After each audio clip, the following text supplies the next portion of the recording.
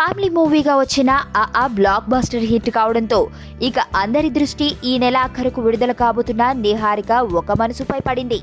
ఇప్పటిదాకా mega daughter గా media చేత పిలిపించుకుంటున్న నిహారిక ఈ సినిమా అనుకున్న విధంగా సూపర్ హిట్ అయితే మెగా ప్రిన్సెస్ గా మారడం ఖాయం. అందువల్లనే ఇప్పుడు అందరి దృష్టి ఈ సినిమాపై ఉంది. ఈ మధ్య ఒక మీడియా సంస్థకు ఇచ్చిన ఇంటర్వ్యూలో నిహారిక తన తల్లిదండ్రులపై ఆసక్తికర కామెంట్స్ చేసినట్లుగా వార్తలు వస్తున్నాయి.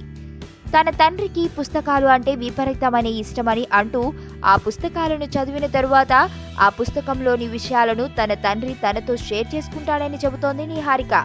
అయితే తనకు మాత్రం పుస్తకాలు చదవడం అంటే బోర్ అని చెబుతోంది. అందుకే కాబోలు నిహారిక సోదరుడు వరుణ్ తేజ్ ఒక మనసు ఆడియో ఫంక్షన్ లో మాట్లాడుతూ తన చెల్లెలు చిన్నప్పుడు డాక్టర్, ఆ తర్వాత ఐఏఎస్ అవుతానని చెప్పి చిట్ట చివరకు సినిమా హీరోయిన్ గా సెటిల్ అయిందని సెటార్లు వేసిన సందర్భం తెలిసిందే.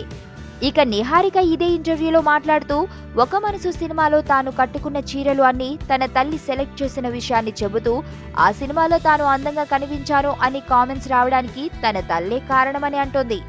ఈ నెలాఖరున విడుదల కాబోతున్న ఒక మనసు సినిమాతో పోటీగా మరి ఏ పెద్ద సినిమా విడుదల కాబోతున్న నేపథ్యంలో ఒక మనసుకు కూడా భారీ ఓపెనింగ్స్ వచ్చే అవకాశం ఉంది అని అంటున్నారు.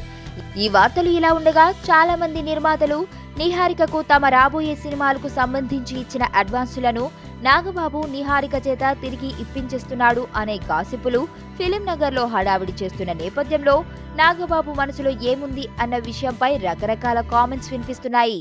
ఫస్ట్ టైం చూస్తాన్రా ఇలాంటి అమ్మాయిని. మనసుకు మనసు, జాలికి జాలి. ఏజ్కి ఏజ్.